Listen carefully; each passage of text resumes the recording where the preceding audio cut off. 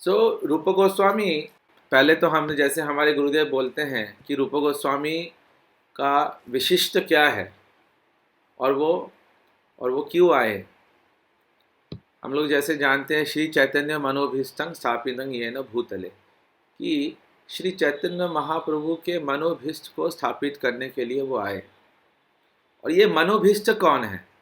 पहले तो हमें तो ये जानना पड़ेगा कि चैतन्य महाप्रभु क्यों आए, चैतन्य महाप्रभु का मनोभीष्ट क्या था और ये मनोभीष्ट होता क्या है।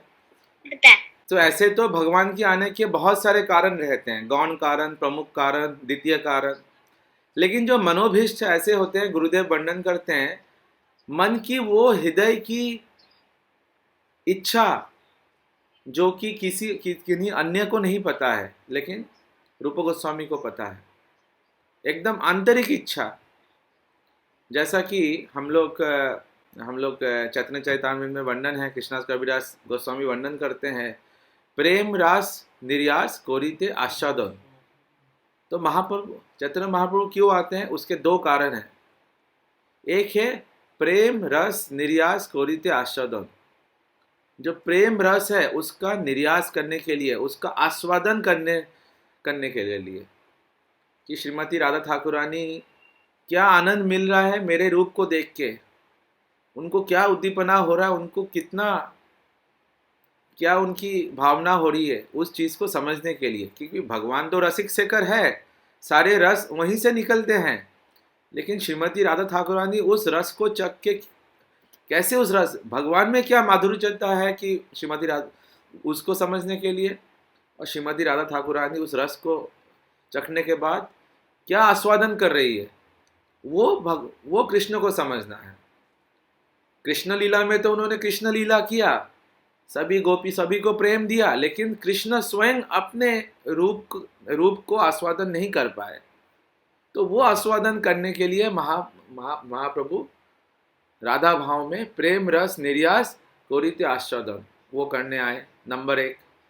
नंबर टू क्या है, राग मार्ग भक्ति लोके कोरिते प्रचार, रसिक शेखर कृष्ण परम करुण यही दुई होते इच्छार उद्गम। बोलते राग मार्ग भक्ति लोके कोरिते प्रचारन, और हम जैसे जीवों में राग मार्ग भक्ति का प्रचार करने आए।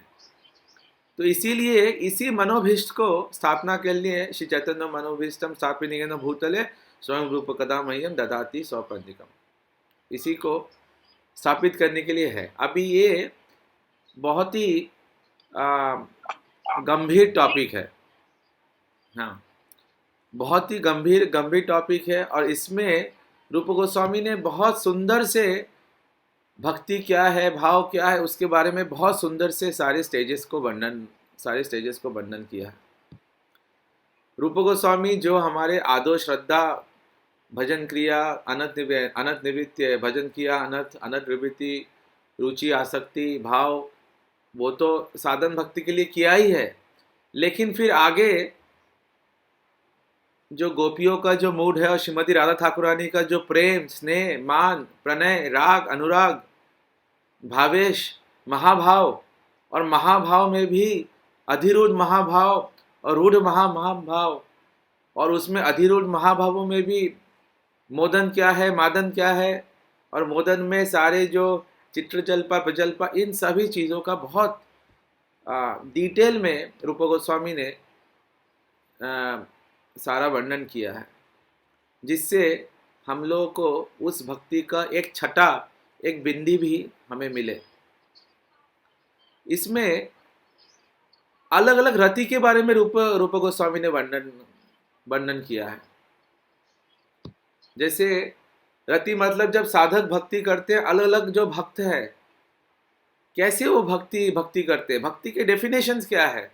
ऐसे तो भक्ति के डेफिनेशन सुखदेव गोस्वामी ने भी दिया है, व्यासदेव ने दिया है, नारद मुनि ने दिया है, हनुमान जी ने भी दिया है, अलग अलग ऋषि मुनि ने दिया है। लेकिन रूप गोस्वामी जैसा डेफिनेशन, उनको डेफिनेशन करके अलग अलग लेवल की क्या भक्ति होती है, ये सारा उन्होंने भक्ति रसामृत सिंधु में दिया है। अलग अलग रसों के बारे में, साक्ष्य रस वात्सल्य रस में रति क्या है, संचारी भाव क्या है, अनुभव क्या है, कैसे रति और ये संचारी भाव विभाव अनुभव ये मिक्स होके रस, कैसे रस बनता है, उद्दीपना होता है। जैसे मैं एक एग्जांपल दूंगा, अगर कोई शांत रस जैसे शांत रति है, शांत शांत रति मतलब एकदम बैठ के मैं भगवान का भजन कर रहा हूँ, तो शांत रति का उद्दीपना क्या होगा? वो कोई ऐसा कोई आदमी देखेगा जो पहाड़ों में जंगलों में तपस्या कर रहा है दाढ़ी फाड़ी बना के, तो उसको देख के एकदम से उद्दीपना होगा, हाँ मुझे भी वैसे ही बनना है, मैं भी ऐसे ही पहाड़ों में हिमालय में जाके मैं तपस्या करूँगा। फिर ना शांत रस आएगा। किसी को वात्सल्य रस है और वो जब देखेगा कि यशोदा माता किस प्रकार से कृष्ण को मक्खन दे रही है, कृष्ण की सेवा सेवा सेवा कर रही है, कृष्ण को डांट रही है, कृष्ण का चुंबन कर रही है, कैसे दामोदर लीला कर रही है, जब यशोदा माता को देखेंगे तो देख के उनको उद्दीपना होगा कि हाँ ये कोई रागानु का भक्त है, उनसे उद्दीपना लेके फिर बोलेंगे हाँ मुझे भी ऐसे ही करना है। तो इस प्रकार से अलग अलग रसों के बारे में भक्ति रसामृत सिंधु में वर्णन है, लेकिन भक्ति रसामृत सिंधु में रूप गोस्वामी ने माधुर्य रस का उतना डिटेल में वर्णन नहीं किया। डिटेल में फिर रूप गोस्वामी ने उज्ज्वल नीलमणि, स्तवमाला, विदक माधव, ललित माधव, इन सारे ग्रंथों में इन सारे ग्रंथों में बहुत डिटेली उन्होंने मेंशन किया। खासकर उन्होंने उज्ज्वल नीलमणि में बहुत ही ये उन्नत उज्ज्वल रस का बहुत सुंदर वर्णन किया है। अगर ये रूप गोस्वामी नहीं आते तो आज हमें देने वाला कोई नहीं था।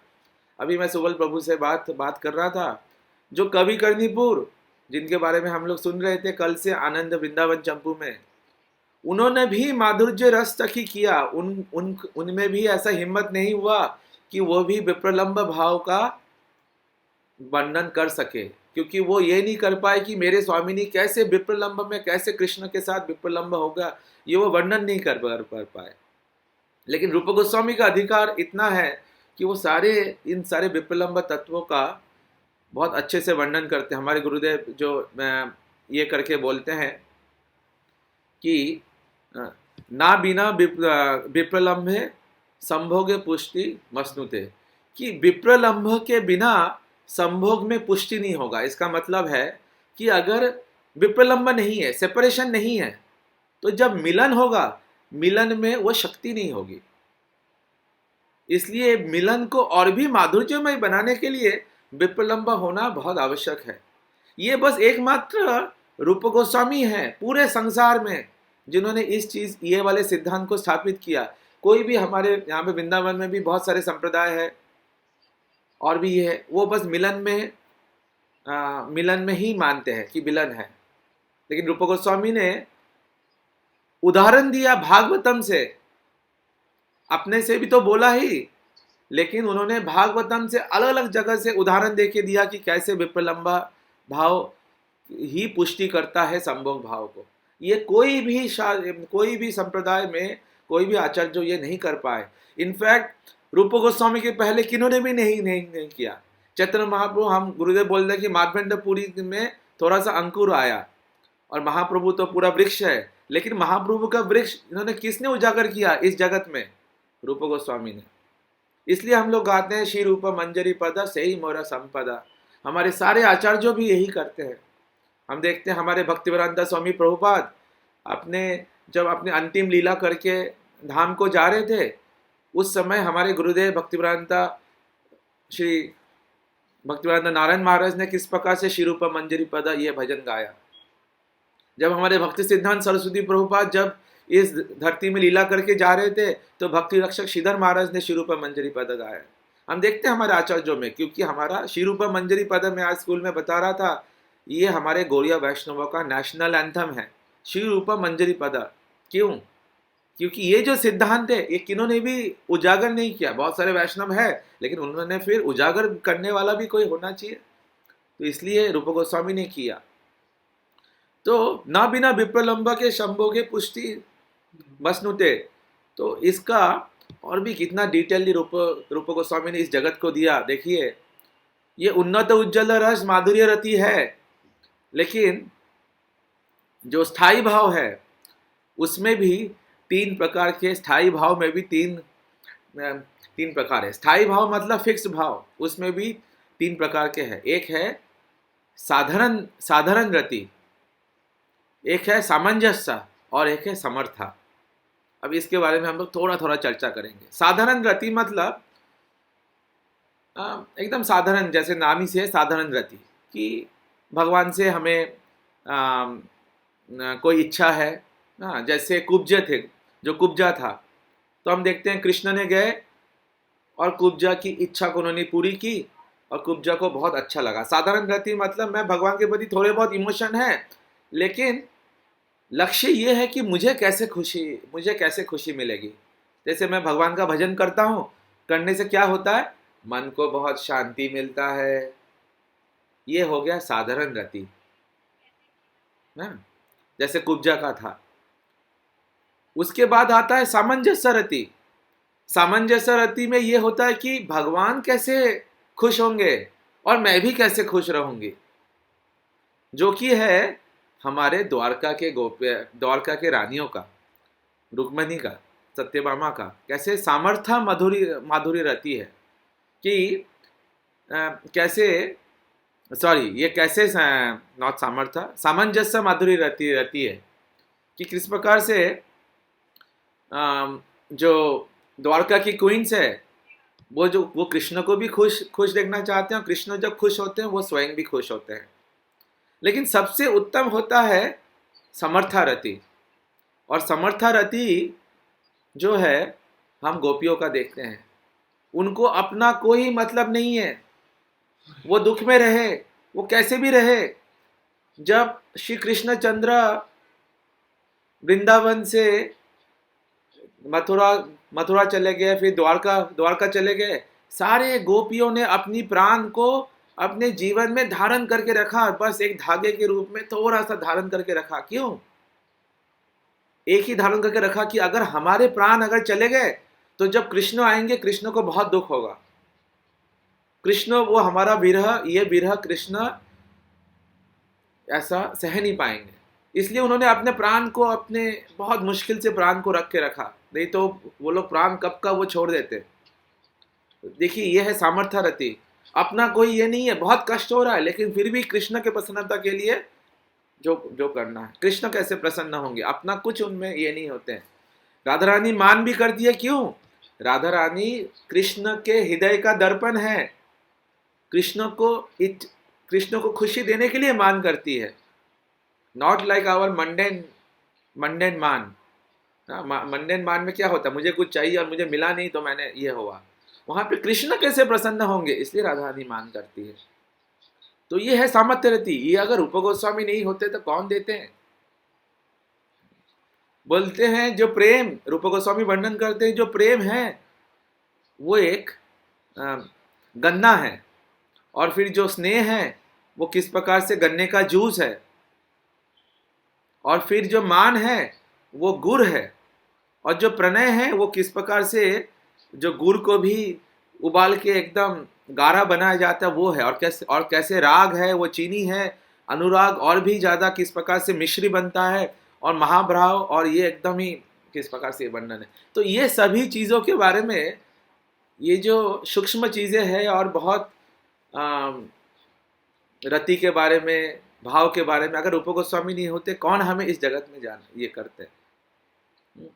तो फिर हम देखते हैं कि कैसे रूप गोस्वामी रति के बारे में वर्णन करते हैं, प्रेम के बारे में वर्णन करते हैं, स्नेह के बारे में वर्णन करते हैं। स्नेह क्या होता है, मान क्या होता है, और मान में भी वो वर्णन करते हैं कैसे मान होता है, उद्धत मान और ललिता मान, और उसमें भी दक्षिणोत्त मान और वाम्य मान। फिर उसमें घृत स्नेह और मधु स्नेह क्या है, घृत स्नेह और मधु स्नेह के बारे में वर्णन। जो घृत स्नेह मतलब जैसे घी होता है, घी भी खाने में बहुत अच्छा होता है और मधु भी खाने में बहुत अच्छा होता है। जैसे चंद्रावली का जो स्नेह है वो है घृत स्नेह, और श्रीमती राधा ठाकुर रानी का स्नेह है मधु स्नेह है। मधु में कुछ भी मिक्स करने की जरूरत नहीं होती है, वो मीठा होता है। लेकिन घृत स्नेह में घी ऐसा नहीं, घी में कुछ मिलाना पड़ता है, घी में थोड़ा चीनी या कुछ गुड़ ऐसा करके करना होता है। घृत स्नेह और मधु स्नेह, इसके बारे में बहुत ये दक्षिण भाव और ब्राह्मण भाव, और उसमें भी मान में भी अहेतु की मान, सहेतु की मान, अलग अलग मान के बारे में वर्णन है। इस प्रकार से प्रणय क्या होता है, राग क्या होता है, बहुत ऐसे, हाँ, चीज़ों के बारे में बहुत सुंदर से यहाँ से वर्णन है। अनुराग क्या होता है, महाभाव क्या होता है, और उसमें भी महाभाव में भी आ, रूढ़ महाभाव और अधिरूढ़ महाभाव, और अधिरूढ़ महाभाव में भी मोदन और मादन, और ये मोदन और मादन में भी किस प्रकार से सारे जो क्लासिफिकेशन है, बहुत सारे क्लासिफिकेशन यहाँ पे रूप गोस्वामी हमें यहाँ पे वर्णन करते हैं। सो ये सारी चीज़ अगर रूप गोस्वामी नहीं होते तो उस जगत का चीज़ हमें कौन यहाँ पे जाते, कि अधिरूढ़ महाभाव में जब राधा रानी की भाव होती है, उसमें कैसे उद्गम होता है, और चित्रजल्प होता है। चित्रजल्प मतलब जब बहुत ज़्यादा सेपरेशन होता है, विरह होता है, तो जो सेपरेशन है वो राधा रानी से कैसे प्रकट होते हैं, उसमें कैसे प्रजल्प, परिजल्प, विजल्प, उज्ज्वल्प, संजल्प, अभिजल्प, अजल्प, प्रतिजल्प, सुजल्प, इस प्रकार से जो 10 चित्रजल्प है उसमें वैसे ऐसे कैसे मूड्स में होते हैं, ये सब के बारे में डिटेल में हमें रूप गोस्वामी बोलते हैं। और हम जैसे साधकों के लिए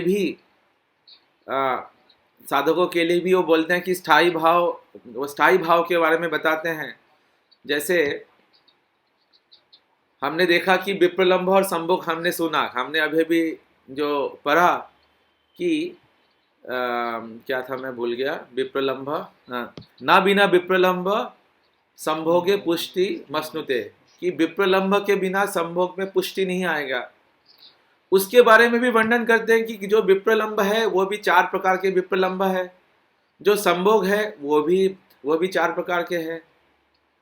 जो 4 प्रकार के विप्रलंब है उसमें पहला आता है पूर्व राग। पूर्व राग मतलब जब जो गोपियां है उन्होंने कृष्ण को अभी तक मिली नहीं है, मिलने के पहले का जो अट्रैक्शन है, मिलने के पहले का जो आकर्षण है। जैसे हमने सुना है कृष्ण के बारे में, बहुत सुना है, या फिर कृष्ण की वेणु सुनी है, मैंने अपने सखियों से कृष्ण के बारे में सुना है, लेकिन अभी तक कृष्ण से मिले नहीं है, तो मिलने के पहले की जो आतुरता है वो वर्णन है पूर्व राग। फिर मान का जैसे हम लोगों ने किया कि अंदर से तो मिलने की इच्छा है, प्रबल इच्छा है, लेकिन बाहर से दिखा रहे कि नहीं मिलना है। फिर प्रेम वैचित्य के बारे में वर्णन है, जब इन सारे विप्रलंब का, जब वो काटे जैसे नायिका मतलब यहाँ पे गोपिया या श्रीमती राधा ठाकुरानी को जब वहाँ पे लगते हैं, बहुत अंदर हृदय में बहुत जब कांटे जैसे चुभते हैं, और बहुत विप्रलंब, ऐसा बोलते हैं श्रीमती, जो कृष्ण को जो विप्रलंब में होता, या फिर इस संसार का सारा विप्रलंब भी ले लो, सारा कष्ट भी ले लो, वो श्रीमती राधा ठाकुरानी का विप्रलंब का एक बिंदु भी नहीं होगा। तो इस प्रकार से जब ये विप्रलंब है। और लास्ट में होता है प्रभास मतलब जब नायक और नायिका, मतलब श्री श्याम सुंदर कृष्ण और श्री राधा ठाकुरानी जब दूर रहते हैं, तो दूर रहते हैं, तो कैसे उनमें जो विप्रलंब होता है, जब एक दूसरे के बारे में वो सोचते हैं तो कैसा वो फील होता है। उसमें भी क्लासिफिकेशन है कि जो पूर्व राग है उसके बहुत सारे क्लासिफिकेशन रूप गोस्वामी देते हैं। कैसे लालसा होता है, उद्वेग होता है, जागरण होता है कि सो नहीं पाते, रात भर सो ही नहीं पाते हैं। कृष्ण के बारे में वर्णन है, कैसे द्वारका में कैसे वो जागरण कर रहे हैं, 1 मिनट भी नहीं सो पा रहे, अपने रानियों के जाके वो मस्तक ये कर रहे हैं। किस प्रकार जरता है, ऐसे अलग अलग ये के बारे में वर्णन है। मान के बारे में जैसे हम लोगों ने सुना, सहेतु की हेतु की मान के बारे में। ये जो प्रभास है उस प्रेम वैचित्र्य के बारे में वर्णन है। और प्रभास भी 2 तरह के प्रभास है। एक है शॉर्ट डिस्टेंस, जैसे भगवान अभी गोचरण करने गए, तो श्रीमती राधा ठाकुर ने सोच रही है कब भगवान गोचरण करके गोधूली में कब आएंगे शाम को, और कब मुझे कृष्ण के दर्शन होंगे। तो अभी गए हैं, मतलब हो सकता है 2 घंटे पहले या 4 घंटे पहले गए, सुबह गए हैं, अभी शाम तक आज आ जाएंगे, लेकिन सुबह से शाम का भी उनको सहन नहीं हो रहा। वो दिन भर देख रही है कब कृष्ण आएंगे और कृष्ण के दर्शन होंगे। ये थोड़े ये थोड़े समय का प्रभास। और जो दूसरा दूसरा प्रभास है जो लंबे समय का है कि भगवान मथुरा गए हैं। भगवान वृंदावन में रहे हैं 11 साल, सारे 11 साल। मथुरा में रहे हैं कुछ 3 साल, समथिंग लाइक दैट। और बाकी 100, मथुरा में शायद 110 साल, अराउंड 110 ईयर्स वो रहे द्वारका में। तो ये जो प्रभास जो है कि भगवान कितने दूर है और कितना, सोचो 110 ईयर्स तक गोपिया तब कथामृतम तप्त जीवनम, भगवान की कथा सुनते सुनते ही वो अपना एक दूसरे से कथा सुन रही है। तो इन सब के बारे में कैसे, तो ये तो हो गया विप्रलंभ के 4 कैटेगरी। संभोग के क्या चार कैटेगरी है, उसके भी वर्णन है। हाँ, संक्षिप्त संभोग, संकीर्ण संकोच, संपूर्ण संभोग, समृद्धमय संभोग, बहुत ऐसे प्रकार से स्थायी भाव के बारे में बहुत सुंदर से ये है।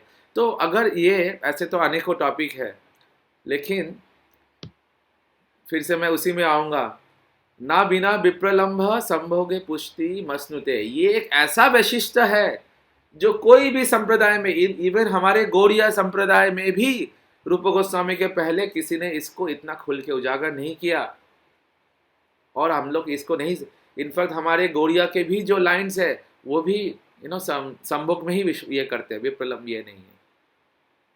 ये जो सिद्धांत है, ये जो चैतन्य महाप्रभु का जो मनोभिष्ट है, और जिस चीज को चैतन्य महाप्रभु देने के लिए आए थे, अनर्पिता चरिम चिरात, जो बहुत दिन से किसी को नहीं दिया गया है, इस मनोभिष्ट को समझ के उजागर, इस जगत में उजागर करने के लिए रूप गोस्वामी आए।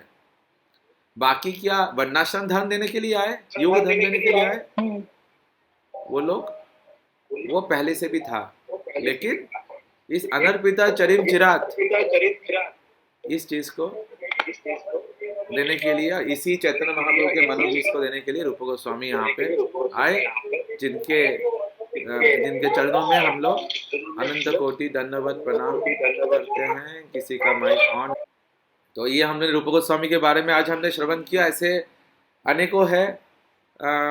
आज रूप गोस्वामी का तो ये हमारे लिए जानना बहुत आवश्यक है, क्योंकि हम लोग जिस गौड़िया धारा में हैं उसका वैशिष्ट क्या है, बाकी संप्रदाय से कैसे वो सबसे उन्नत उज्जवल रस है, परी का भाव क्या है, उपपत्ति का भाव क्या है, ये बस ये गौड़िया धारा में, रूपानुगा धारा में ही ये मिल सकते हैं। इसलिए हम गौड़िया को बोलते हैं रूपानुगा, इसलिए हम लोग को रूपानुगा बोलते हैं। हम लोग रूप गोस्वामी के अंतर्गत में ये भजन कर रहे हैं।